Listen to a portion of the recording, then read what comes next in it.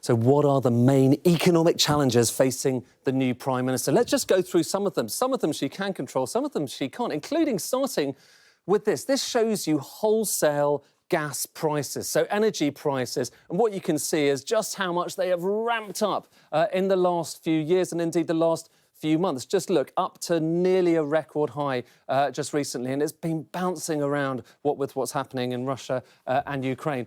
That is something that's feeding into all of our bills, obviously, and we're starting to see that now. And the concern is if that stays high, it's even higher bills in the next few months. So that's the start, and that's undoubtedly going to be the big thing that she has to deal with. But it feeds, of course, into our pockets. This is one measure of that. This shows you our household disposable income. Basically, once you've adjusted for inflation, for all the things we have to spend money on, this is how much things are growing. So anything above the line shows it's growing. We're getting better off. The feel-good factor is rising. Anything below the line, well, that's bad news. We're shrinking. And look at what's happening in the next few years. Look, red bars there.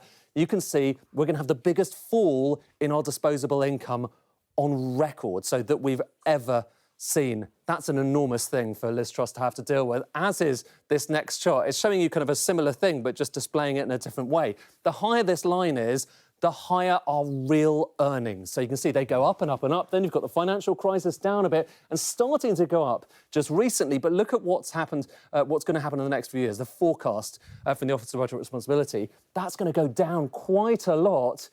And you're talking about it being next year the same level that it was in 2003. That's 2 lost decades of earnings growth. Incredibly depressing there. It's not all bad news. It's worth just taking a step back and looking at some other big statistics. And no doubt Liz Truss is going to be shown all of these things, how the UK compares with other countries around the world on unemployment. The higher these bars are, the higher the unemployment rate. So the fact that the UK's are, well, middle of the pack, relatively low, that's good news, OK? So unemployment is good. It's a good story at the moment.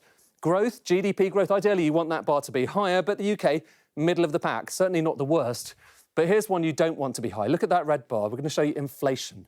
Look, the UK has the highest inflation rate in the G7. No one quite knows why, but the UK really does have stubbornly high inflation. It's expected to go even higher in the next few months. And all of this means there's probably less capacity for Liz Truss to deal with the thing that she really wants to deal with, which is this, the tax burden in the UK, forecast to head up to the highest level that we've seen since the 1940s. She wants to bring that down, but what with everything else she has to do, what with all of these other challenges, there's a big question as to whether she's going to be able to do that.